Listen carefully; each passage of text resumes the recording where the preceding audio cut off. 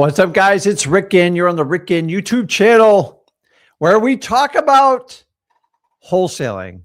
But today we're actually going to talk about our distant cousin, the creative financing, specifically subject to. And I got some updates for you. I've been screaming from the rafters about this for years and years. Remember, I've been doing real estate for 24 years, and I want to just educate you. So if you've ever thought about doing creative financing, you ever thought about doing wholesaling, this is going to be a great live.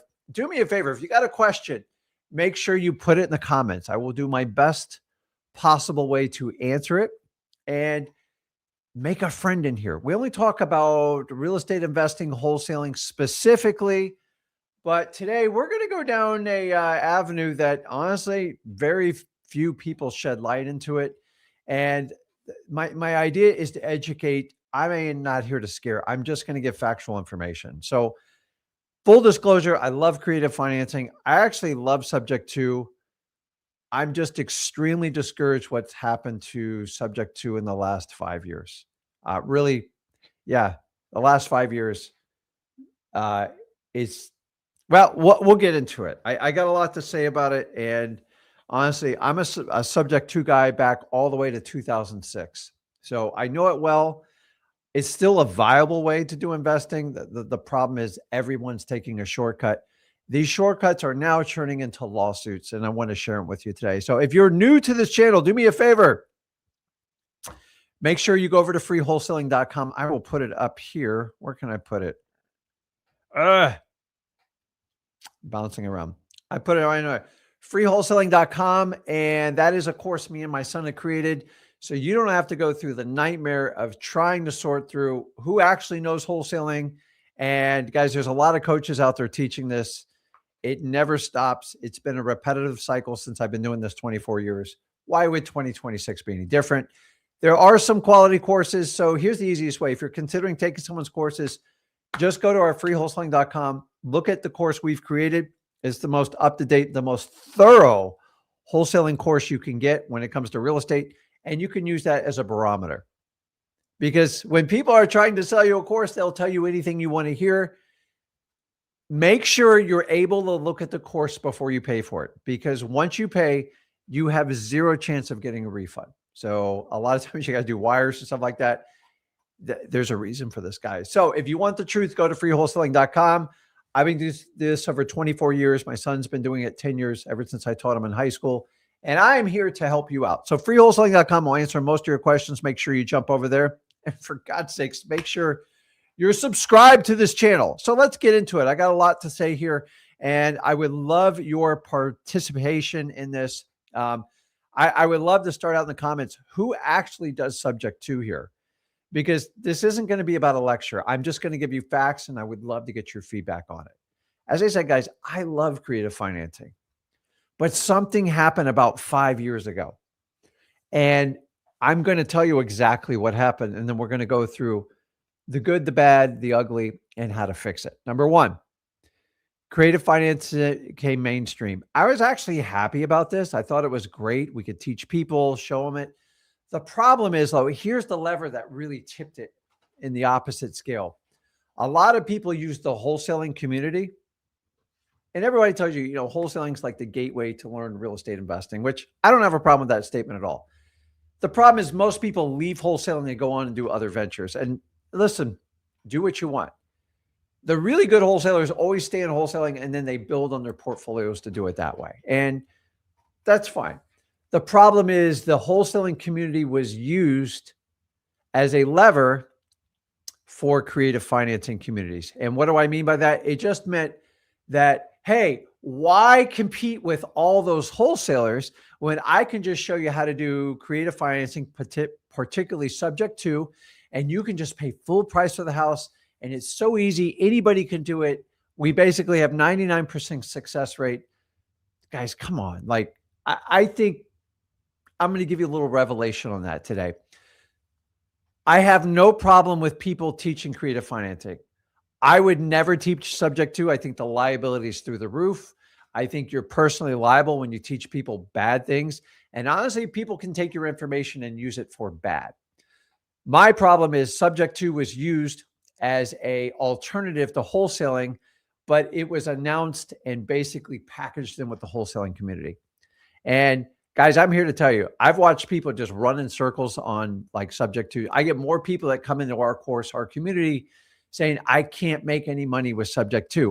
What did you think you were going to do? Like, seriously, you have very few skill sets. And the reality is, most of these subject to deals are horrendous. And people are so eager to say, I got a deal, I got a dopamine rush. There's no verification of anything. And we're going to kind of go through that today. So I want you to understand, I'm marking off some questions here. Well, let's get into it. So the problem has come that subject to particularly has come mainstream, and we're teaching people that have never done a real estate deal. You're teaching them about complicated transactions and subject to. So let's talk about, what does subject to mean? I like a lot of people, I've come to the close, like sometimes people get a course and they're like, oh, okay, subject to, I got enough to go, and they run with it. Not the creator's fault, whoever created the course, but that's what we're dealing with people's attention spans are just very short to begin with. So let me pull lever. So for the purpose of this video, I'm going to relabel subject to TOO. 1, 2, 2 O's.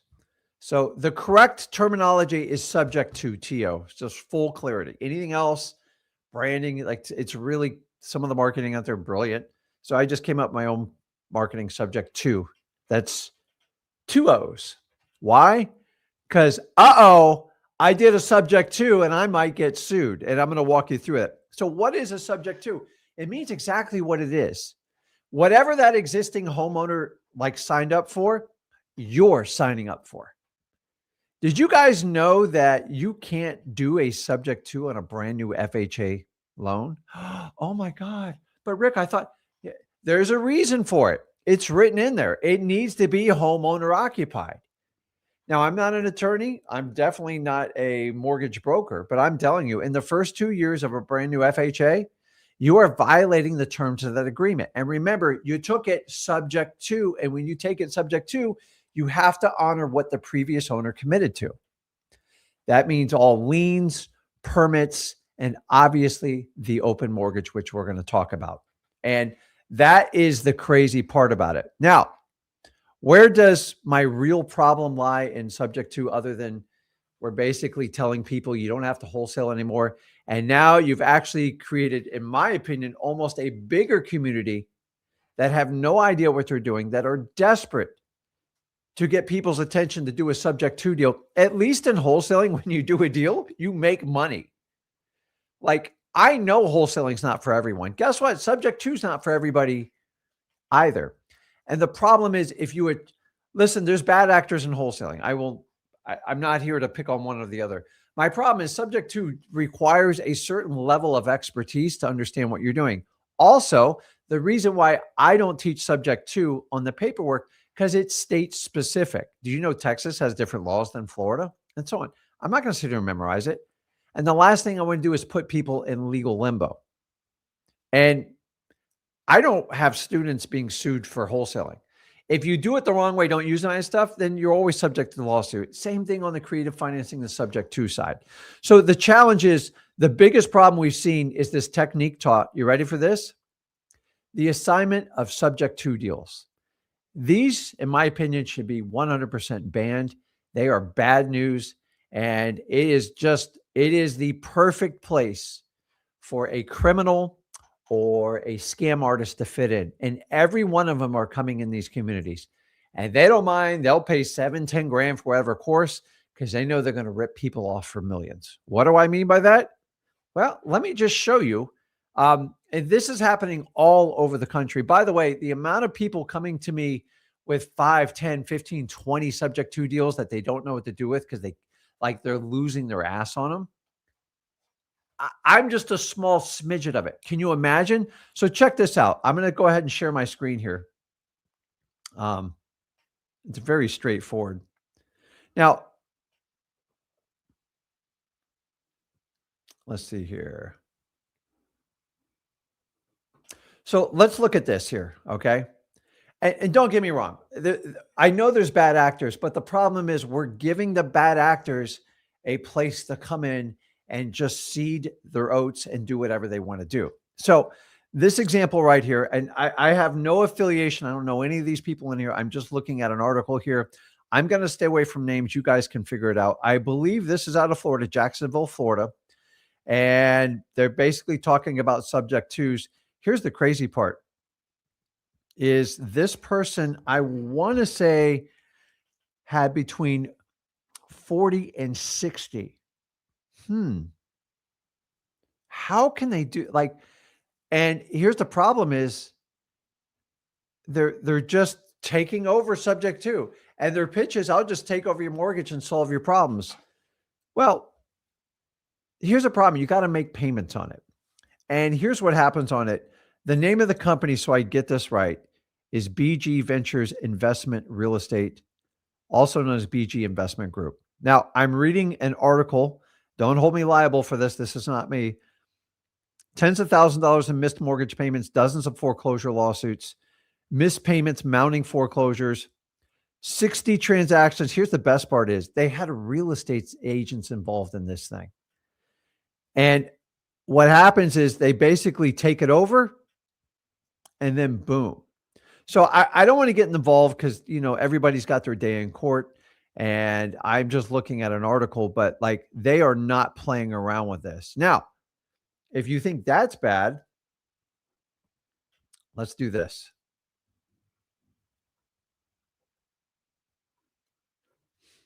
But, oh, no, Rick, that's just an isolated case. Guys, I could go probably 4 hours and pop up real estate lawsuit after lawsuit, and there's real people behind these.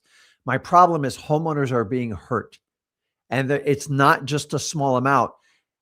I see people always bragging about the amount of subject to deals they do, and I'm like, how in the earth do you keep up with it? The problem is they're just running over the marketing and they're not doing it. So let's take another example. You think that's isolated? Watch this. Let's see here.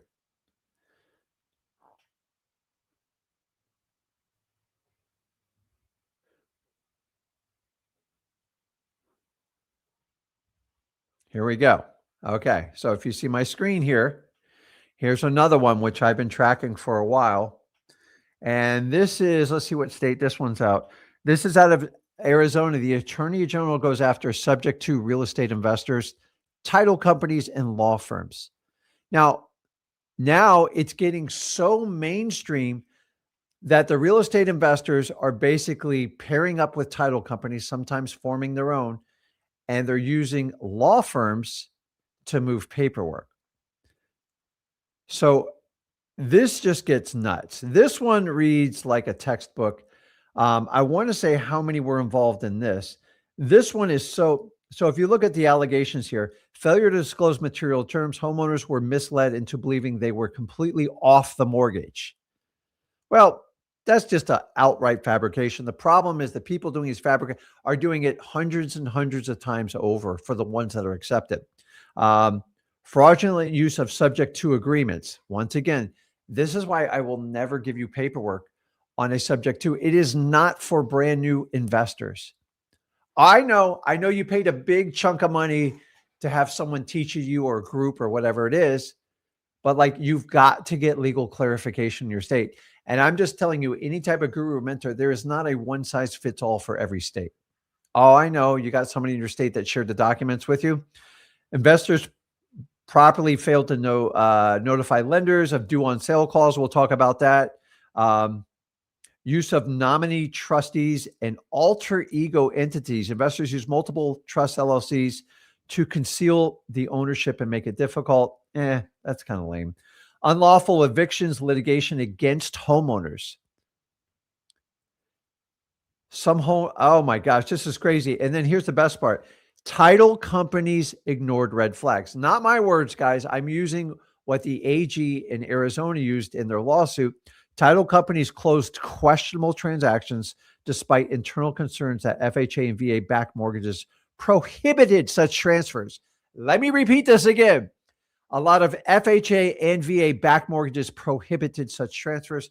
I talked about this earlier in the live stream.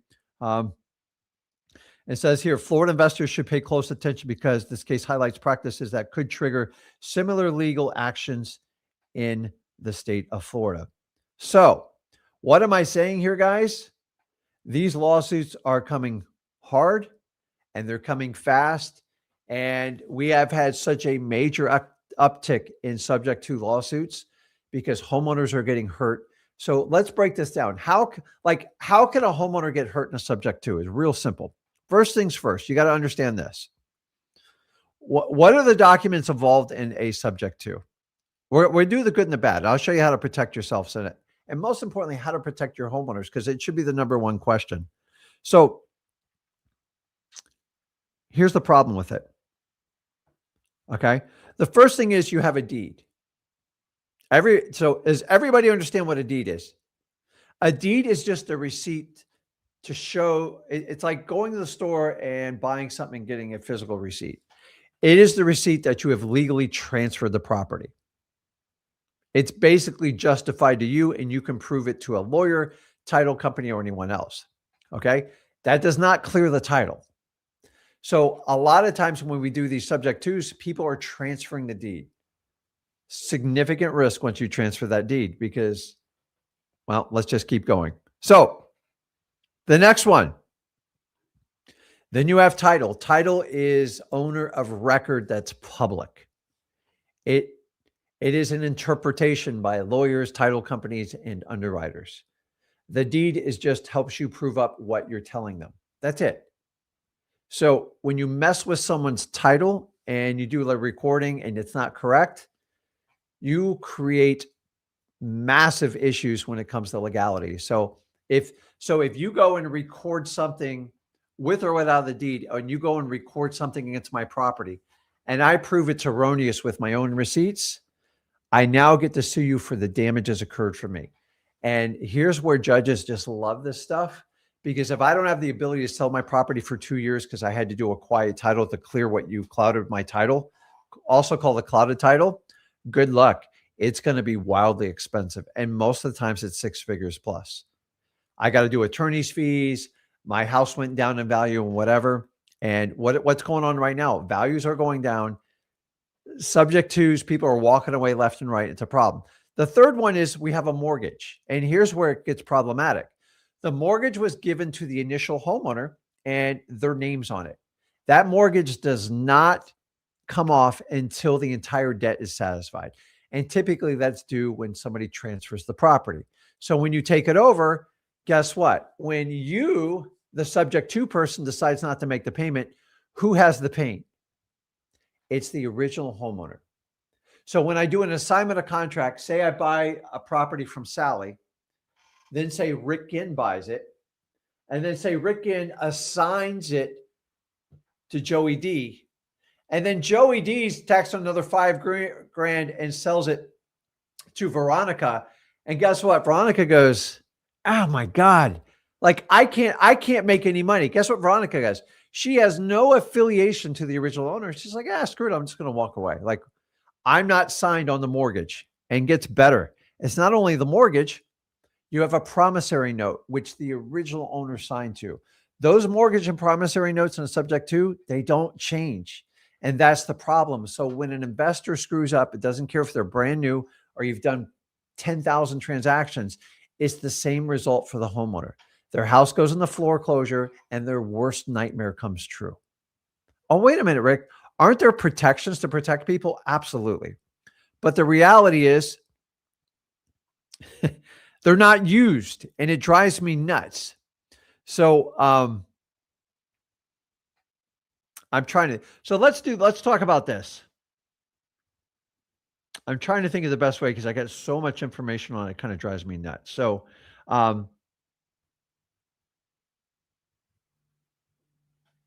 due on sale clause. Has anybody ever been triggered here on a due on sale clause? Let's just take a percentage. By the way, I have never, ever, actually, I've had one called, but remember, I don't do thousands of subject twos.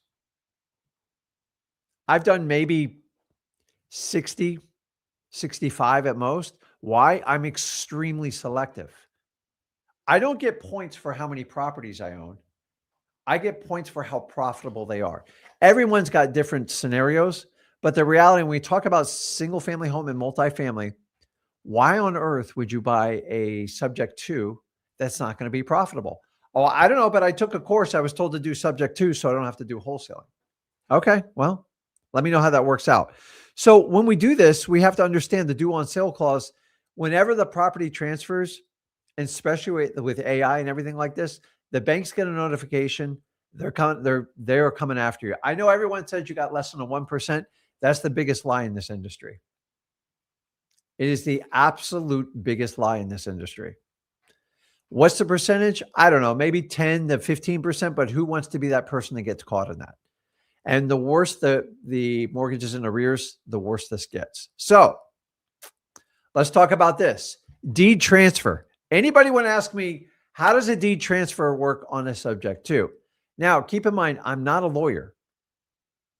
I'm probably not going to give you the correct answer because it depends on what state you are. It depends on your personal liability, what's going on, and it depends on what you want to accomplish with the subject to. Now, I've already told you, I believe subject to assignments, in my opinion, are so risky for the homeowner. And if the homeowner knew you were going to do that, they would never enter into that agreement for you. I think, I'm not going to call them fraudulent. I think they're irresponsible. And who's ever teaching it needs to put in a corrective way to fix this, because of every subject to I've seen it on assignment. And don't get me wrong, I've bought them that way. I'm not a hypocrite, but I see people that have no business doing them offering way too much for the properties. And they're doing exactly what we accuse wholesalers of. You pay too much for it. You put another 15 grand on the assignment and you wonder why you can't sell it. And then you just got to give the property back to the owner. But here's the problem: is subject to people do not give the properties back to the owner. Most of them already transferred the deed. Once you transfer that deed, if you don't know exactly what you're doing, there is going to be a catapultic string of effects going to come. You could have a due on sale clause. Some of you guys take it in your own personal name. You don't know what you're doing. Some of you put you in your own LLC, which is going to create so many other nightmares for you. And I believe there's a way to do it. I'm not here to teach it. I already know it because I've been through lawsuits. I've been through properties where I had to give them back and they didn't work out. But here's the problem. Every one of you taking subject to courses, you only know the upside and you don't do anything to mitigate the backside of it. And if you do enough, eventually you're going to get sued. It's not when, it's not if, it is 100% when. So when we do this, we have to understand, do I transfer the deed or not?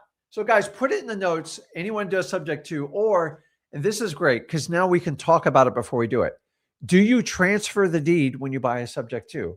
What do you think is going to happen if you transfer it? Put it in the comments because I already know the answer to this. And by the way, once you do it, you can't fix it. It's done. It's done. You're going to trigger a series of events that you cannot unwind. Why? It didn't come in the course. I didn't know exactly how to do this part. It's because it requires an attorney that knows what they're doing. And by the way, for all those people that tell you, you need to use a specialized transaction coordinator or you need to use my special title company, run for the hills, because it means typically they've got to do something so secretive and so manipulative, and you're probably going to pay a huge fee to have them do it. Basically is, don't look this way, but if you pay me $1,000, I can probably make that happen for you. Do not use specialized title companies. Do not. It's okay to have someone that understands how to do subject tos. I don't have a problem with that. But if they say only our company can do it, that means the only reason their company can do it because they're going to do something they're not supposed to do. All title companies should be even. Now, there's more knowledge in specialized investment title companies, but this is crazy. And guys, I'm just deed transfer is everything when it comes to these. So let's put this in here. Put in a trust. Now, I love trust. I've been to court 3 times on a trust. If you don't know what you're getting into, you could probably get killed on it. I'm just telling you, trusts have consequences. And if your paperwork's not right, you don't get the right notary, and it's not in the proper order. Because listen, I know how the trust works better than anybody. And the reason most people use trust is you can avoid the St. Germain Act on the due on sale clause, which is brilliant. It also keeps anonymous to the bank who actually owns it. And a lot of homeowners, check this out, put their properties in trust for financial planning, for estate planning. And so it's 100% legal. How you do it? Oh boy. So how do I name the trust? Who do I put on there as the trustee? Do you know the trustee is the one that goes on public record? Yeah, significant risk there. So you have to understand how to do it. That is one way to do it.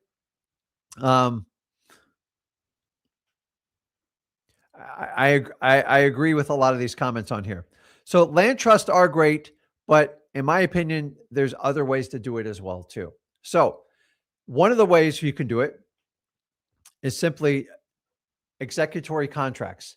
And these are contracts that somebody has not fulfilled yet. And each side has obligations that they have to honor.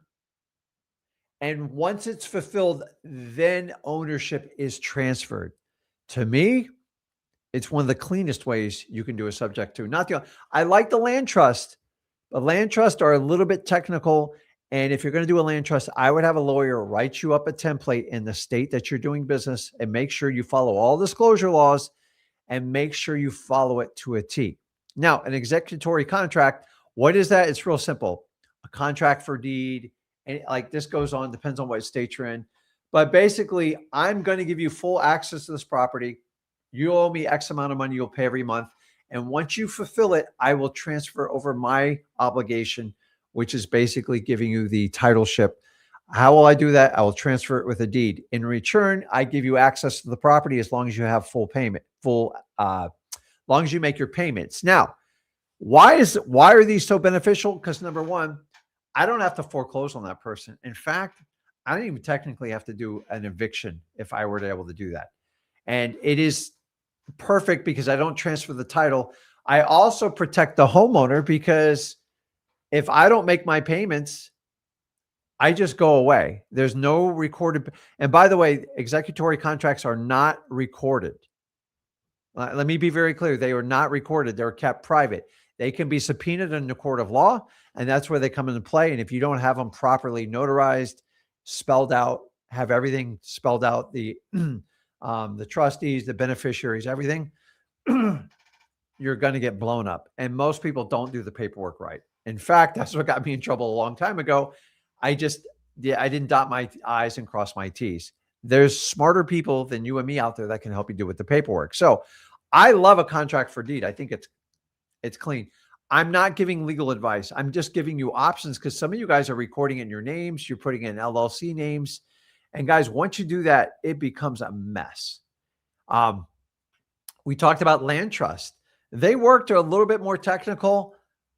It does protect you somewhat on the due on sale clause, but there's still issues with a trust and you got to set it up correctly. The key with these guys is neither one of these instruments are recorded. Now, the land trust, it's the trustee that typically gets recorded. I'm not going to get into the technical parts because it's very different in each state, but you have to understand how this is going to work. Because if you don't, it's going to be problematic for you. So let me walk you through this. So we talked about due on sale clause. We talked about the deed.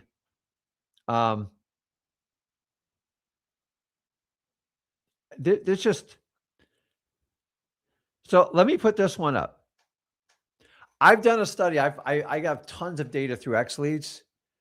Did you know like 70 to 75% of any candidate of a subject to is a horrible deal? Why? There's no equity in the property.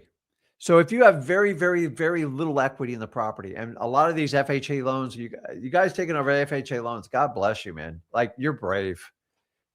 You know, they're backed by the federal government. Like, they are not going to be big fans of taking over the mortgage. But anyways, if you wind up doing it, someone put down 3 to 5%. What do you think you can make it right? Like, seriously, what's the play there? I don't know. I bought a creative financing course. I'm going to do it.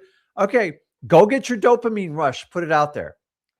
And I don't even care if they give you the house, if the house is upside down. And by the way, let's talk about this, guys. What's going on in the market right now? I'm going to put it up right here. What's going on in the market right now? You're going into what a buyer's market. I should have put buyer's market, not bad. Subject twos, there's pressure on the numbers, meaning rents are going down. There's a lot more competition. Vacancies really ramping up there. So, and the values are dropping. So if you thought, I go, well, it's only negative 8% equity. Now you might be 18 negative equity. Now you're going to walk away with it and you're going to leave that homeowner in the bag. And that's the real problem with these guys. Everybody thought they were so genius when the market was rocketing them up. But nobody ever talks about the backside of a subject to. And when you stop making the payment or the person you did the assignment for, it's not fair to the homeowner. It's actually ethically, to me, it's 100 times worse than wholesaling. And don't get me wrong, there's bad wholesalers out there, but at least they put it under contract. They try to sell it. They don't record anything against the mortgage. They don't give a false expectations. I'm taking over your mortgage. And the worst news, they walk away from the property. Now, the bad wholesalers will cloud the title and they're going to get what they deserve if it's not legitimate. And we think those people are a bigger problem than people doing subject to that have no legal expertise. They bought a big fat paid course. They don't have any money for marketing. And hey, I can go out there and do this. Like, come on, man. I'm going to put this up here, guys. Creative financing is not a substitute for wholesaling. It is complementary to wholesaling. There's no argument about that. But the reality is creative financing is we've somehow marketed to the people that go, wholesaling sucks. It's too hard. Well, you think subject to is just easy? Like, you know, if 70 to 75% of them are just junk, you're still going to have to sort. You're still going to have to qualify / disqualify. And then what is your metric? Let me ask you this. What is your metric for a great subject to deal? Because I've yet to hear anybody in any subject to community tell me what it is. And I'll tell you what it is. I did a subject to deal. That doesn't mean I've seen people do wholesale deals lose money, as bad it is. And by the way, if you lose money doing a wholesale deal, I almost guarantee you didn't do a wholesale deal. You closed on it. You took on tremendous risk and you didn't listen to anything in my freewholesaling.com. So if we know that going into this, we have to understand creative financing is not a substitute for wholesaling. In fact, if you're weak and you can't handle wholesaling, do you think subject to is going to be any easier? Oh, wait a minute. But wait a minute. What is the criteria for a subject to? Oh my gosh. Let's see. What is the criteria for a subject to? Anybody want to put in there? How do you know you're successful and a very good subject to person? Because it seems like the people go, I did 300 deals. I did 50. Listen, I don't care how many deals you do in wholesaling or subject to or creative financing. I hate when people just hang their hats on that. God bless you. We all got different capabilities. We all have different speeds. We all have different objectives we have to take care of. So if one guy wants to do 500, one guy wants to do 5, it doesn't mean the guy who did 5 is a worse person. In fact, they might have 5 quality deals that are like paying them very, and the other person could have 15 lawsuits pending and go from there. So let me put this up. Here's what I've seen, what the criteria for a, so here's my problem. Most subject to deals, the ones I look at to buy, and I just, guys, it's so bad. I tell people, don't even send me your subject to deals. I don't even want to look at it.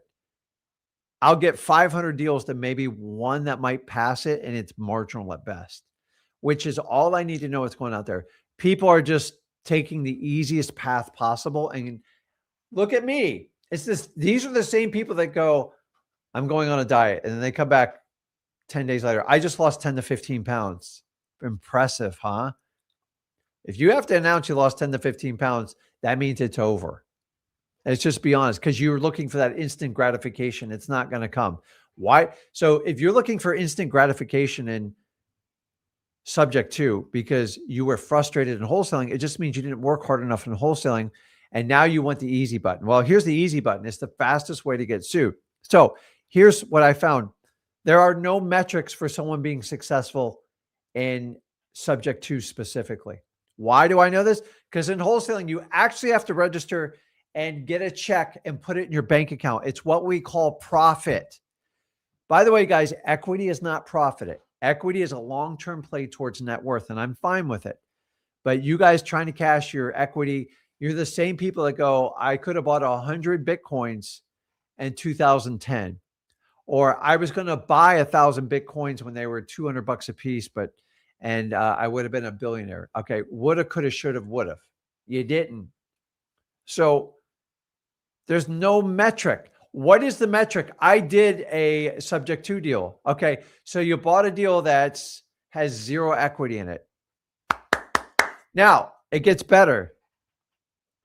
I find that people just on the internet, all they want to do is brag how many subject twos they deals. But I've noticed a trend that most people doing subject twos, apparently the prolific people that got going in the last couple years, they all have full-time jobs. Why is that? If they're so successful, why do they all have jobs? Not everyone. I'm sure they got like that person referred in the article, that company, whatever it is, that was their job. And it was a job of lies and deceit because they screwed people out of all those homes. It's terrible. So if we know that, okay, so Deals Inc. So that's the only thing I can see that qualifies somebody to be successful in creative financing, specifically subject to. I want everybody to understand that. So if we know that going into this, can I give you my criteria of how? Well, no. So Deals Inc., that's the only criteria I can take, which basically all you need is a pulse. Because eventually you'll find a homeowner who goes, hey, take this house out. I got nothing to lose. That's a complete lie. They got a lot to lose. They can be foreclosed. They can get judgments against them. They can have their credit destroyed, and they can actually be sued. Positive cash flow. My God, the minute I ask somebody in a subject to, tell me about the positive cash flow, the 3 tiers of it. Well, what do you mean, Rick? Wait a minute. You're a subject to, like, that's your job. That's your everything in real estate. And you don't need the 3 pillars to make money. Number 1, did you make money up front? No, I actually had to give the guy money to take over his bad deal. Number 2, did you make money every month? There's like $100 in there. I go, did you ever think 2026 is coming along where demand drops? Your cost increase? Yes. Your costs go up in subject to. Did you know when you take over a person's property and you deed it in a trust, you lose most homestead exemptions, which massively does what? It jacks your property tax rate up. You got to pay the full tier rate. Like in Florida, all my investment properties, I get no breaks on them. I have to pay whatever the tax assessment is on it. Why? Because they think I'm a rich landlord. Number 2, your insurance massively will spike up as well too.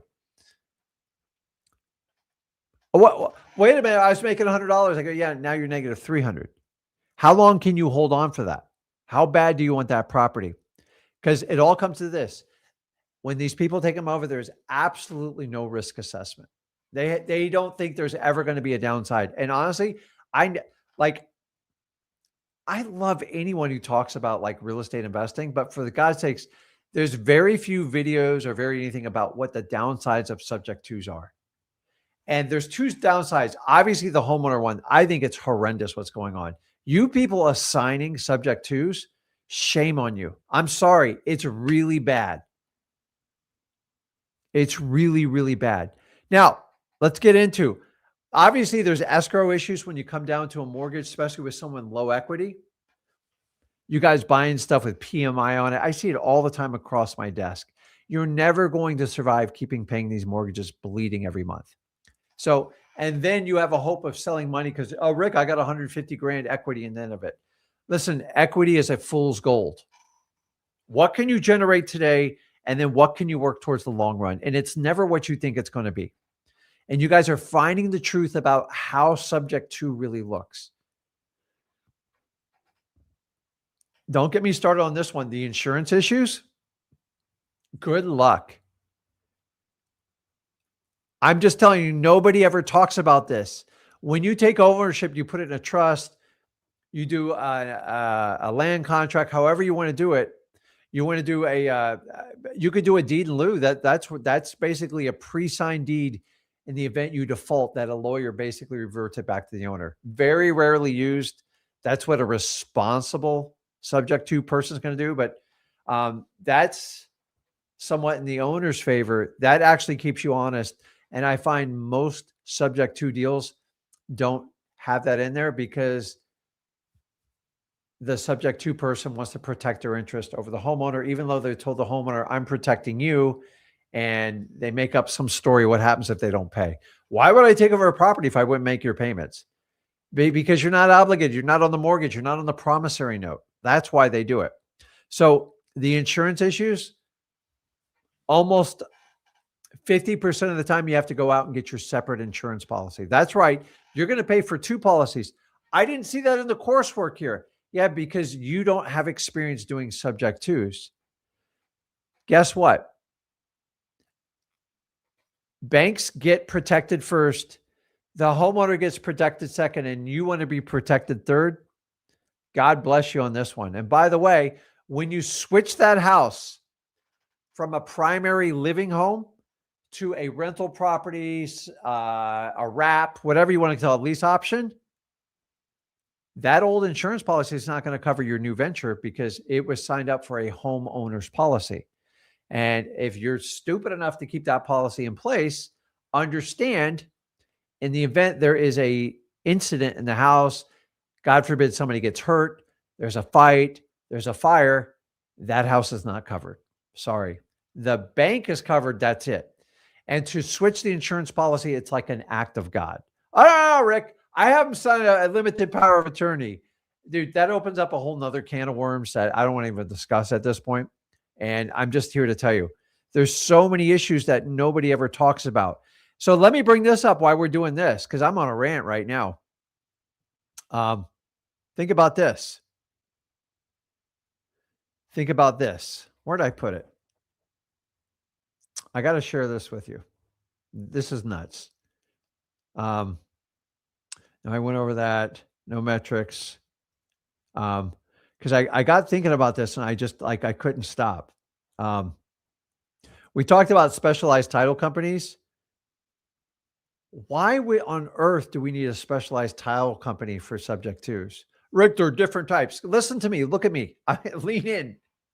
If you have to have a specialized title company to do a subject to, you're at massive risk. I'm sorry. Oh, no, they're more educated. Okay, I'll accept that part. But they're still bound by the state laws. They are licensed and insured. They can't do anything more special than your average title company. Now, they might be more educated and they help you out with the transaction. I will give that prop. But they can't. So just so we're clear, if you have an open mortgage, which is a subject to, we're talking TOO, you are not getting title insurance because it requires all previous existing liens and open mortgages to be closed out. Oh, but wait a minute. I went back to this lawsuit in Arizona. They said they could issue title insurance on subject twos.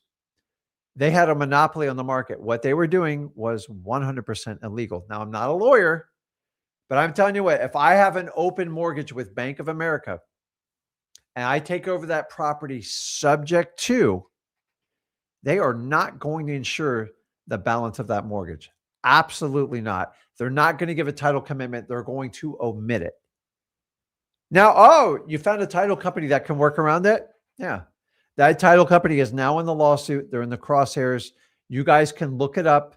It's public record, Arizona. Go ahead and look it up. It's an entire convoluted between investors, title companies, lawyers, and real estate agents. This stuff gets ugly. Now, there's two sides of the story. I think everybody should be heard in it. And honestly, I don't have a fight in this thing. I just think we got to stop. We got to stop proliferating subject twos. Because I got to tell you, specialized title companies, and then my favorite's when they cloud the title. You know, clouding title is a suable offense, and you can get major liquidated damages. I can't get food out. So if we know that, we have to understand that. So here's where the problem comes in. For the mass to sell as many courses as humanly possible. And don't get me wrong, here's a brilliant idea on creative financing subject to. And in the right hands, they're actually excellent vehicles. But you knowingly put it out to the public saying, I'm going to get a newbie that's frustrated with wholesaling.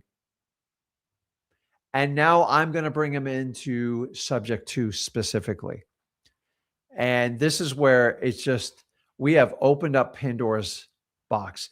But here's the best part is that whole tagline is you can just pay above what the wholesalers does and you can just pay what the homeowner wants on it. Did you guys really think that was going to be a good idea? It's some of the worst advice I've ever heard. Now, the reason it's said to that, I'm reading comments while I do it. I lost my train of thought. Let me come back here.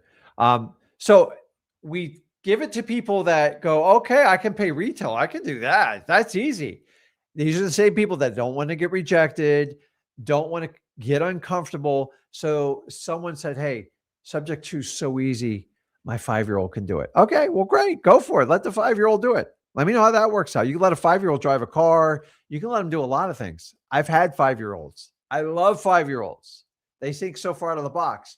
You're not 5, and you have a significant risk when you do these types of deals. So they go, well, how am I going to pay retail? I go, that's easy. Check this out. We're just going to push the cash flow up. Now, guys, I've been in real estate a long time, 24 years. Once you get close to the retail level, let's go from the wholesale level, right? Why would somebody wholesale a house? If you got problems with it, it's vacant, you got to solve a problem. You got to sell it for a discount. In exchange, you get speed and convenience. Real simple, right? I got a crappy house. You got money. I don't want to fix it. I want to move on with my life. I want to solve the problem right now. Bingo. There's an exchange there. It's absolutely perfect. Now, take a brand new person getting into real estate investing like a lot of you guys here. I will always lead towards wholesaling because we always start out with wholesaling. We find out there's no equity in the property and you go, hey, what if I just took over your mortgage? It'll solve all your problems. 100% a lie. We all know that, unless you put in all the protections in place for the homeowner. But somehow we created all these courses where the protection was just on the investor. I get it. It sells a crap load of courses. I don't even blame them for it. But the reality is, how do I get a newbie to pay retail and actually have a shot at making cash flow? This is where it got brilliant. Remember the big Airbnb push? Subject twos were heavily pushed on this. Why? Now we got to rent it out like a hotel. And we all know how that worked out. Airbnbs, the model is just falling apart. They're being outlawed in most cities. Airbnb takes a hefty portion of it. They control it. And the only person making money is typically Airbnb. I know you want to be an Airbnb arbitrage manager. If you want a job, go do that one. And the problem is we're trying to turn homes into hotels. And then we try to take properties like in the middle of Ocala or in the middle of Port St. Lucie and act like it's on the beach and you can rent it for $250 a night. Oh, and by the way, $250 a night. Hey, you can do subject twos all day long because you know what? $250 a night times 30 days, that property generates $7,500 a month. So I know they got a $3,400 mortgage, piece of cake. How long do you think you're going to rent it for $300 a month? $300 a day. You might get a week or two. Maybe there's a busy event. But for the most part, in Florida summer, Airbnbs, you have to beg to give away premium properties. Why? Because nobody wants to be in the scalding hot sun. That's like doing an Airbnb in Pennsylvania right now when it's like -4 degrees. Nobody wants it. Did you guys think Airbnbs were going to just have 100% occupancy, no issues? Number two, use an Airbnb on a subject to, I guarantee you void any type of liability or property coverage. Once they find out it's on an Airbnb, you're toast. Oh, wait a minute. I didn't get that in my subject to course. What are you kidding me?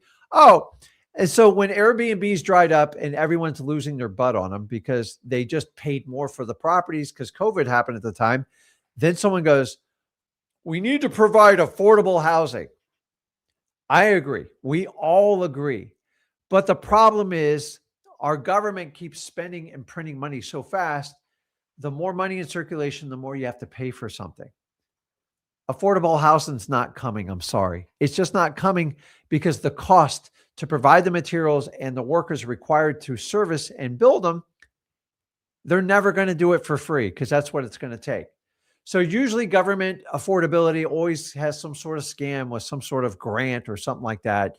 Someone always gets left in the hole in the bag. So they came up with another one. So Airbnb, if it wasn't bad enough, and by the way, these are the methods pushed on the new subject to students. Ready for this? You can pad split it. What do you mean pad split? Hey, listen, how many rooms are in that thing? Oh, you got 5 bedrooms. So 5 bedrooms, and you can rent it out for $1,000 a room, right? $5,000 a month. You can take over that $3,800 mortgage. Yeah, that's brilliant. I'm going to make a killing. This is perfect because wholesaling sucks. And then they take it over. They actually pay people up front for it. They have such small. Let me ask you on a pad split, what insurance policy you think you need to cover you on a pad split? Just so you know, I don't believe in pad split. I think it's a noble idea for the right property and the right area. It might be a viable solution, but for the most part, let's take Port St. Lucie. Being abused with pad split, they're basically creating rooming houses and sober houses without any consent from the neighborhood or the city. And in my opinion, it is, I have a lot of friends in law enforcement. They said it's becoming a massive problem because when you put strangers in the room that are renting by the day, the week, or the month, you might as well open up a Motel 6 because that's what you did. And this is where a lot of domestic abuse happens. This is where a lot of drug use happens. This is where just, I mean, I can't even mention what goes on. They say they're basically be calling these places 2 to 3 times every night. And what if you're the neighbor that's stuck next to that? Oh, no, wait a minute. I was told in the subject to course that pad split will let me pay whatever I want for the property. Pad splits, they are a legal maneuver with a specialized type of lease. The cities are all going to outlaw them, guys. And not, by the way, like in most cities that I live in, you're not allowed to have more than one type of family member in a house for more than 2 weeks. No one's related in the pad split. They're just basically glorified rooming houses. These houses get destroyed. I'm sure there's some exceptions for commercial properties that are zoned in the right spot, but someone's telling them you can turn single family houses into this. And this is just promoting more subject twos and just pay those higher numbers on the upside down properties because we can churn and burn these things. And they're really, really bad. This is what I call forced cash flow. And forced cash flow is going to make you do things you're going to regret in the long run. Pad split, Airbnb. I mean, they're brilliant from a software standpoint. And the only people making money are the people in that company. But go pull anyone with an Airbnb that didn't buy it like 7-8 years ago. That's not in like a vacation destination. It's an absolute nightmare, including myself, everyone else. They're just a lot of work. And on average, you're going to give up about 15%. And Airbnb, VRBO, they're going to control you forever. And by the way, those of you guys that think you're protected through an Airbnb with their so-called insurance policy, it only covers them. They tell you it covers you, but like they can walk away from any lawsuit at any time based on your user agreement you signed. And by the way, if you use pad split or Airbnb, you do not have an insurance policy on it. You do not mitigate your risk. You actually maximize your risk. And we do all this to avoid wholesaling. And if you go back to it, at least wholesaling, you make money. So if say I do a subject to, I got a subject to, I have no idea if you ever even made any money. And I don't know about you, but like young people that take over any type of entrepreneurial real estate venture, their ego feeds in and they just brag. I saw somebody in a subject to community who I think the brag was a couple hundred units they do. And then I see a video, I think it came out like 6 months or a year ago. It says, I quit. It doesn't work. And then I find out this is like one of the most successful people. I'm like, how can, like, this is crazy. It just seems like Listen, I know wholesaling gets a lot of heat, guys, and trust me, some of it is deserved. And it all came from the proliferation of gurus selling courses. And here we are in subject twos. We're right back in that. Now, there's lots of people doing it, but if you really want to make money on a subject two, you got to find the responsible way to do it. So let's stop moaning about where it's at and let's just find the right way to do it. Now, if you do it right, you don't have to worry about this. Oh, here's another one. Ready for this? Have you ever gone to a meetup with subject to or like creative financing? Maybe it's the seminars are even worse. Ask a hard question and take a step back and ask if you leave the. Most of the time, you're going to be asked to leave the room because it's not a qualifying question. So I have a video of somebody asking in one of these rooms, and they're like, they basically got the mic shut off and said, "Guys, there's tremendous risk in doing these subject twos. Nobody ever wants to talk about it." And I always find when you go in and you ask a high quality question, you're either going to get a long-winded version of "how dare you ask me," or number two, they're going to cut you off. And if you see that and you're in a room with that, walk away, because most people in these rooms are brand new. They're super excited. They're trying to solve a problem in their life, which I got no problem doing. But if they knew the reality of what's going on, they could at least prepare for it. And like in wholesaling, I teach you to go out and hunt and help people out. But I've already told you, if you can't earn their trust and you can't solve a problem, you don't deserve the money. And the problem with subject to specifically, people go out there thinking in a year or two, they're going to make hundreds of thousands of dollars, and it's never the case. Now, there are people that know how to do it. If you know how to structure these deals and you get great advice and you work with people that are seasoned, that know their risk, you can actually work through this. But listen to me, I've yet to meet an investor where a successful investor, there's a few, I take that back, but they have a lot of experience who do specifically subject to creative financing. It's their only strategy. I mean, in my opinion, you got to be at least 5 to 7 years in the business before you can make that a full-time leap. Why? Because I got creative financing people jumping on my wholesaling course like I've never seen before. Why? Because they're tired of going through the yo-yo. Now, at least with wholesaling, you could show a profit. Everybody's subject to when I ask them, "Hey, how much profit have you made?" No, I'm going to make a ton of money. Don't worry about it. I'm like, so that's a no, right? And to me, profitability is the final say if you made money in real estate or not. You can sit here and spin it however you want. You can feel good. You can have 10,000 people support you in the community. But guys, when we go to these seminars and meetups, everything's a softball question. Oh, let me just pull it up here. I pull up the site. Oh, look, there's 4 deals right there. God, I wish it was that easy. But like, how do you make money out of the deal? I'm behind in my rent or my mortgage. How do I get this? Oh, you just assign it. Okay, good luck with that. Let me know how the lawsuit works out. So, uh, I'm going to answer questions. Let me finish up here. So, how do we do this correctly? Guys, avoid padsplit and Airbnb for subject twos. It's oil and water. Don't do it. It's just because it's like you're really screwing the homeowner, in my opinion. It's not properly covered right. The homeowner doesn't know what you're doing. And most likely you're going to have to default on the payments and the homeowner's going to get screwed. So what's the best way to do this? Let me come back up here. There's a couple ways. Number one,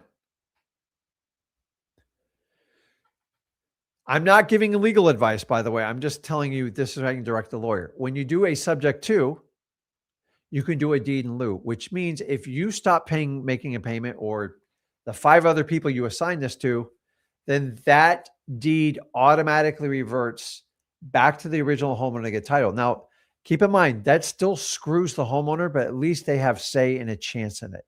For those people that have already transferred the title and then they refuse to revert the deed back, which is the accusation in this Jacksonville lawsuit, 60 times plus is the accusation. I don't know if that's true. That's terrible, because now you're handcuffing the homeowner and they have to get foreclosed. It's the only way they can rectify the situation. So you can do that. It's very simple. It basically says if you, in the event you do not follow through on your payments, after X amount of days, that deed automatically reverts and it's triggered. And all the homeowner has to do is reach out to that lawyer and it's automatically done. What I like to do with a lot of people is you can do a third-party escrow service. I found this out through my local title company way back in 2007, 8. And then this is basically where you have a third party who makes payments for you on behalf of the homeowner. The homeowner sees transparency in it. They see you're making payments. And a lot of times we make the payments 2 to 3 months ahead of time. Why? Because that's what banks require to do. That's the whole point of escrow. They accumulate your prepaid taxes, your prepaid insurance, and what you owe for the mortgage. You can give that same service to a homeowner.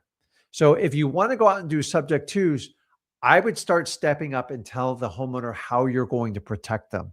Number 3, I'd also let them know you're going to go get your own insurance policy, because I doubt the current coverage you have is going to cover for the venture I'm going to do on your property. Everybody understand that? Because if you don't do all this stuff and the homeowner just assumed your word and say you assigned it and nobody pays for it, the homeowner gets notified via lawsuit. And that becomes the real problem here. And we don't want to do that. I don't think it's fair to people like that. Third-party escrow, deed in lieu, and I'm telling you, consult a lawyer on how to take ownership on it, on the deed, the receipt part of it. Because if you don't, we're all in different categories, from our tax base to our legal standings. And, should I take that into a land trust? Should I do a contract for deed? They're personal decisions. The problem is there's not one size that fits all. So I can't sit there and tell you on how to do it, because that's going to be the real problem on it. So what if I told you this real quick? What if I told you there's a 100% legal way to do subject twos? And yes, it does exist. And honestly, there's very, very little issues with it. Let me know in the comments if you know the best way to take over a subject to, the best type of lead source that are the most optimal candidates for this.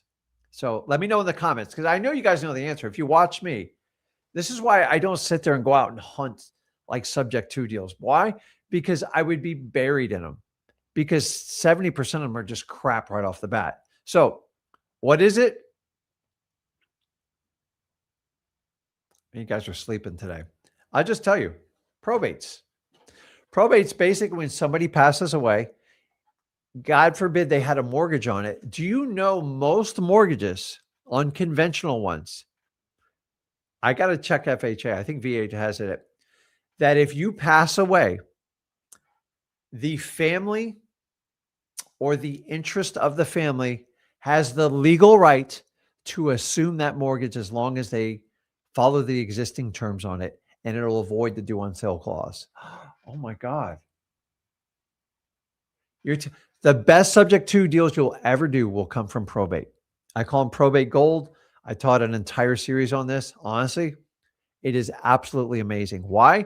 Think about this. What is the biggest risk when you do a subject to? It's you defaulting on the mortgage and that homeowner getting foreclosed on it. So if John Doe passed away, he has a mortgage in his name, and say, I stop making a payment, who gets hurt? Nobody. Now, it's in my interest to keep paying on that mortgage so I can have full access to the property, but there is no recourse. They're not going after the family members. They don't go after the state. They have to go after John Doe, and John Doe is no longer with us, which overcomes the easiest objection. Like, what are you going to do? Rick, what happens if you don't pay on the mortgage? I'm like, well, not to state the obvious, but she is deceased and it's tied to her social security number. There's nothing that can come back on you. And I usually have a lawyer help explain it to him, but I overcome the biggest obstacle. And number 2, I'm still going to do the responsible thing. And number 3, that's usually a seasoned mortgage. Number 4, you are not going to trigger the due on sale clause. So I'm typically going to take a property like that, and either I will do a land contract or I will do a land trust. Neither one of them are recorded, avoids the due on trigger sale clause. The only ones you do not want to touch are reverse mortgages. Everybody makes sense on probates. This is why I love probates. They're like the hidden gem, man. They are so beautiful. They're the number one way to take subject twos. But I go through all these other people's courses, they don't even mention it. Do you know once I took over a subject two on a probate, somebody passed away. It was a 15-year mortgage. They were 8 years into it. You know what that means? Almost all the money I paid towards that last 7 years went to the principal. And I'm telling you, they're out there all the time. They exist. You just got to dig. If you have a mortgage on a probate deal, dig into it. And honestly, most people never object to you taking over the mortgage. One of the greatest ways you can do it. So, guys, I've given you every which way. I like to do them through probates because they make sense. Can you do them outside of probates? That's great. Yes, you can. Make sure you get legal advice and make sure if you can't make money up front, you can't make money in the middle and the end. Why are you doing these deals? You want a medal? Good. Here's your medal. You're the idiot that did the most subject to deals. I don't know what to tell you. Do people make money with the stuff they do? I find subject to a long-term wealth builder. And somehow it's got wrapped up in the wholesaling. I get it. They target the wholesaling community. Bring them over here. You're struggling with wholesaling. I'll make it super easy. And then we will just push the cash flow. We'll force it. We'll do Airbnb, and now we'll do pad split. Some people call it co-living. There's rules and laws already on the books for this, guys. It is already, most of it's illegal. Airbnb, you're running a hotel without a license. Pad split, you're running a rooming house, sober house.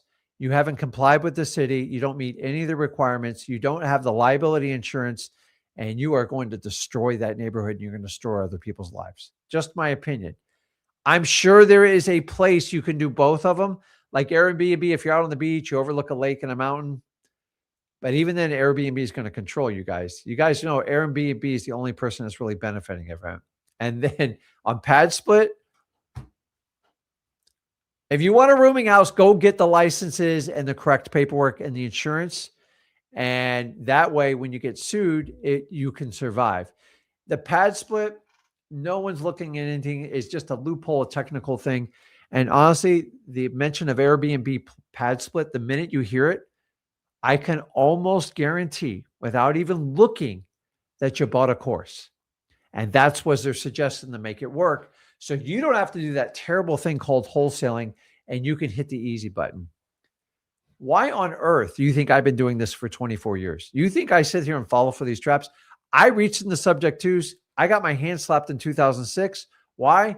Because when I took over my 7 subject twos in 2006 when I was a rookie, 2008 and 9 hit. And you know what happened? It was an absolute nightmare. I had to give every one of them up. I learned the lesson the hard way. And some of you are about to learn some of the hardest lessons humanly possible.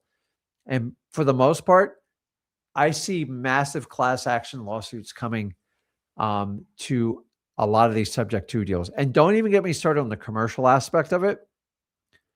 This thing where you can hide something from the bank and not tell them about it is the pure definition of fraud. If you have to hide it and you don't disclose it from the bank, you are misrepresenting the transaction, and the bank has a full right to sue you. And I fully expect the banks to come back, because I'm watching videos basically says, don't tell the bank this. Well, don't put it in a video then, like if that's truly what you want to do. But here's my problem. You're teaching other people that have no experience in real estate how to do this. And this is where we're going to get massive problems. So it just drives me nuts, that part of it. And we have to understand how to do this. So if you guys want to truly learn how to do wholesaling the correct way, and you understand there is no shortcuts to being successful, it's just putting your nose to the pavement and getting through it and learning it and failing while you do it, freewholesaling.com. Or go ahead, go buy your subject to course, go get your creative financing, because you couldn't cut it in wholesaling, and they're going to give you the easy button and you'll never have to work another day in your life. So go find someone that does it full time. Tell them to show you their bank account that you did it from this, and then you can give them credit and make sure they're not being sued. And maybe you pay them to show you how to do it the right way. I'm willing to say that you're going to struggle finding that. Guys, I love creative financing and subject to. I don't think it belongs in the hands of someone who's never done a deal before. And you want to know why we have all these lawsuits popping up? Because we let them in our den and we go, hey, you can just tell homeowners, I'll save you from foreclosure. I'll just take over your payments. And listen, how many homeowners think you come back and go, well, what happens if you don't take over the payments? What are my recourse? I don't worry about it. I'm a good guy. Everybody knows me. And that's going to be the problem with it. So check out freewholesaling.com. We'll show you how to get started. Let's answer some questions. So first of all, I love this question. Should you find a good probate attorney to get leads from? No, they don't do that. They're all about the protecting their clients and being private. The best way to network with a probate attorney is through your title companies. Hopefully you're doing some deals with them. I used to cold call and hammer and mail and visit probate attorneys. I got nowhere. The only ones I ever penetrated were 3 of them within the title companies I work with. They saw I did deals. They trusted me, and they would send the deal and go, I need this. And it was a yes or a no. And honestly, they were okay deals. They weren't the home runs I'm used to, but you just got to be aware of those types of deals. So guys, probates, I'm going to go on a limb and tell you probates create the best real estate investing deals of all time. It doesn't matter if it's subject to creative financing. It doesn't matter if it's wholesale. It doesn't matter if you just want to buy and hold it, a fix and flip. Probates will always be the highest profitable center. You just can't do them by the hundreds in the month, but just 1 or 2 a year will make a huge difference. So, somebody asked what's co-living. It's called forced cash flow. Now, some of you already have experience doing co-living. They're like, what do you mean, Rick? If you live with like an extended family, maybe your grandma and stuff like that, and you do the right thing, you take care of them. To me, that's co-living. You take 5 strangers and put them in a house in 5 different rooms. It's just a recipe for disaster. There's no trust. You have no idea where these people, who's doing background checks on this? Let me ask you, would you want your daughter, maybe she's like 19, fresh out of high school, and go, Dad, I can't afford to live anywhere. Dad goes, I got no money. You got to find a place. And she goes, well, I found this thing called co-living, and it was off a padsplit, and I can rent the room for $900 a month. I get to share you're sharing a bathroom with like 4 or 5 other guys. Like it's like you have no control. Have you ever had a roommate? I had the worst roommate in college. Like this guy partied nonstop. And it's not that I didn't want to party, but at some point I had to get some studying done. And like I had safety issues and I was stuck with that. And I was in a freaking dorm. So if you thought dorm living was bad, this is a step below it, in my opinion. It's just crazy. Co-living is meant for family members. And even that's because you guys know how we fight with the family sometimes. It gets just brutal. So we have to understand that. Have you guys ever been to a rooming house? They like most cities highly discourage them because they're bad. It's so hard to get a permit just to build a hotel in a community. So that's how Airbnb beat it. And padsplit is just rooming houses and sober. And I don't have a problem with a sober house. I've actually sold a property to a sober house, but I made it make sure they got all the license and they were compliant in the city. And it slowed the closing up by 3 months. But I don't want to be liable. I don't want to ruin a neighborhood. I'm sorry. I'm all about affordable housing. Affordable housing is not by forcing strangers to live with each other. I get that's some of the reality of the situation, but when you're saying it's like, you can rent this, you're renting more than the room. You're renting 4 or 5 other people that you have no. So can I get a background check on these people? Are there any criminals in there? Are there any sexual predators? Like you can put people in horrible positions, and who are they going to sue in the end of the day? You got it. And by the way, your insurance is never going to cover you on either one of those. So pay by the hour motels. Those are painful. So real quick, guys, we talked about M2M. This statement is true that scrolling on the bottom, we're closing that on the 12th. There's a reason for it. You got to be in the community. I wanted to answer some of the questions on this. She asked, before signing up M2M, we go through the free wholesaling completely before. Well, I strongly suggest you do that. It's going to be but am I going to force you to do it? No, but it's complementary to what you're doing with that. Listen, I believe you should take wholesaling on head on. learn the good foundations, learn how it works, and move forward with it. So, um, somebody also asked on here about M2M, Rick, do we still need the $500 going forward? No, because we have some pretty cool stuff for you in there. So if you want to get in there, we highly suggest it. It makes it easier. But with the additional options we have coming in, that's no longer an obstacle. It is encouraged, but it is not a requirement. So if you want to come in, we are going to strip that. But remember, you have to put in the work to make that happen. So subject to needs to be structured correctly. Most investors structure it with no recourse for the seller. The investor stops paying that. And that's the problem. And guys, we are just waiting till the government just mandates. I fully anticipate through the acts of Fannie and Freddie, which I think insure 90 to 95% of the mortgages so they can trade. Basically through Wall Street, the government insures them. That's why they're a tradable asset. Is they're eventually going to say you cannot take over a subject to unless that mortgage is already canceled out. Now, it already says that in the mortgage and we all disregard it. But once they make it a criminal offense for an insured federal government property, if you guys know there's teeth in it where you can actually go to jail, you'll all stop doing it. And I don't want that to happen.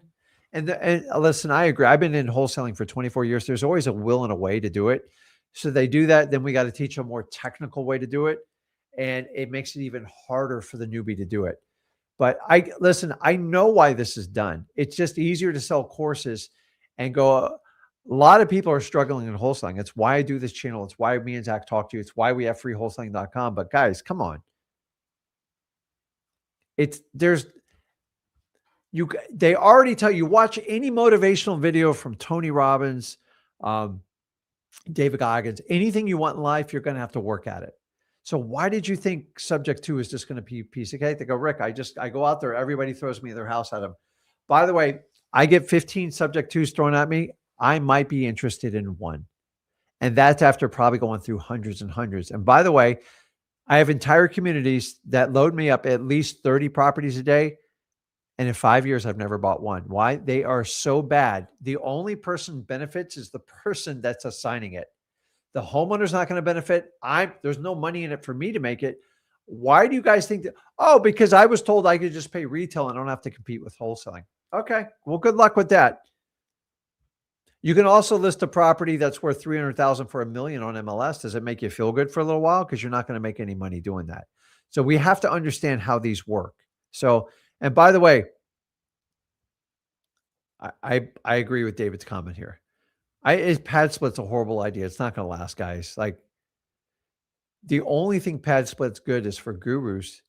So you'll pay for their overpriced courses. So you can overpay for properties and then come back to me and I'll teach you a real lesson on how business works. It's just crazy. And guys, the thing is, this obsession rate of what the interest rate is on a subject to, it's just pointless. If you're overpaying $100,000 over the value of the house and it's got 3%, you're an idiot. I'm sorry. Oh, I'm buying the terms. Do you know values can go down in houses too? So here's a little hint. I screen your subject twos and make sure you're not getting upside down. If you're getting upside down on it, I don't even care what the payment is. Then we get into, like, Rick, it's an arm, it's an adjustable. I'm like, oh God, that's even worse. And I think we just need to be more responsible. Guys, like, one of the biggest problems that, you laugh about this comment, only works for illegals, is we have this problem in South Florida where people will cram 15 people in a house and not pay the mortgage. That stuff drives me nuts. So guys, we have to find out, if you want to learn how to do this, just go over. If you want to learn how to do creative financing responsibly, I'm talking specifically about subject to. Please, for God's sake, start protecting these homeowners and do it responsibly. We got to stop saying it's optional, because I'm finding most people go through these courses, they only set the parameters where they protect themselves and they're not protecting the homeowner. And for God's sakes, please, please do not participate in these assignable subject twos. In the right hands, they work, but for the most part, trying to trade them with strangers is just a recipe for disaster. These homeowners are all going to get foreclosed on, and eventually all our hands are going to be tied, and you guys are going to come back and laugh back at this opportunity that we failed at. I'm all about, listen, I got no problem someone selling a course, but for God's sakes, tell them what they're getting into, because it's not nearly what we represent. If you did it to avoid wholesaling, shame on you, because you're going to go around life. That, by the way, that's a pattern. If you try to avoid everything that's tough in life, I can't help you. So I love wholesaling, guys. Don't get me wrong. Subject to works. I did it after about 2 or 3 years of experience. And even then I got it wrong. And I learned all the hard lessons. I learned how to be attacked in it. And then most importantly, I learned that not everything works out with subject twos. And there's so many risks to like how you take deed, the due on sale clause. We talked about the insurance issue, the escrow issue. And guys, the attorney general is making note, these people taking down 50 and 100. And by the way, these people are bragging all over the internet. There's entire communities like who can do the most. And I'm not seeing many HUDs. I'm just hearing about how they took control of these properties. The problem is they've taken control of homeowners that have no options. And let me tell you, when markets go bad, and by the way, we're in a buyer's market in the United States, first inclination is people stop paying these mortgages. And now that that homeowner doesn't have control, they're just stuck with it. So if you want to learn the responsible way to do wholesaling, I'm going to make you do the hard work. And if you want to join our M2M community, we're going to shut it down because we have such a fantastic opportunity coming up. It doesn't require money. It requires hustle. I still want you guys to spend money, those that you can afford to do it. And I'm going to show you something that in your wildest dreams, you would have never thought you could do. Now, it's not wholesaling directly, although we're still going to promote wholesaling. We always do it. I still believe in wholesaling and we'll be here forever. It is just a special technique that we've designed. We've tested it. We've done very, very well with it.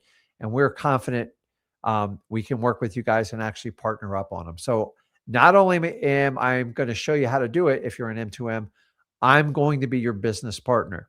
Yes, I will go in. I'll fund the deal. Some of them we can cash you guys out if you need the money. Some you can be partners with us. And if you're partners with me, you get access to me and Zach. And that's one of the things we love to do. So we have a great community in there. We think this is the fair way to do it because these people have committed to it and they are my top priority. And if you want to join us, February 12th it, and it's up to you guys to make a determination. So guys, I appreciate you guys coming on this live. Thank God it's warming up in Florida. That's all I can tell you on that. And listen, if you got value from today, make sure you hit that subscribe button. Share this video that somebody wants to learn. My job is not to make you scared of subject to, it's just give you the truth. And by the way, the correct definition is subject to, T-O. I did a spinoff on this, T-O-O, because, we got to watch out for it. So as long as you take care of the homeowner and you're not assigning them to, I actually bless you on these deals. Make sure you consult with an attorney in your state so you're not violating any laws, and make sure you're giving full disclosure, especially if the house is in some sort of distress like pre-foreclosure. They have legal obligations, and if you don't fulfill them, you could be violating the law and you could have a null and void contract. And remember, guys, subject to should be the only solution for that seller. It should not be the first one. And I find a lot of these communities go with that first. So I always do a wholesale deal there. If it's not there, I assess and underwrite the subject to deal. Is there actually any money left into it? Do the numbers make sense? And how am I going to make money on this deal? God, please start asking that last question. How am I going to make money on this? Because a lot of you guys are quitting your jobs and going, I'm not making any money. I got to get a job. Wholesaling will provide you the income. It is work. It is an actual job. And then you can invest that money, buy subject to, creative financing deals. You can take down properties, be landlords. There's so many ways you can do it. But guys, make sure you look in the probate. So, hey, hit that subscribe button. We'll be on tomorrow, 5 p.m. Eastern time, Flip with Rick. I'll be on here too. And I appreciate you guys. Okay. I'll see you guys. I'll see you tomorrow.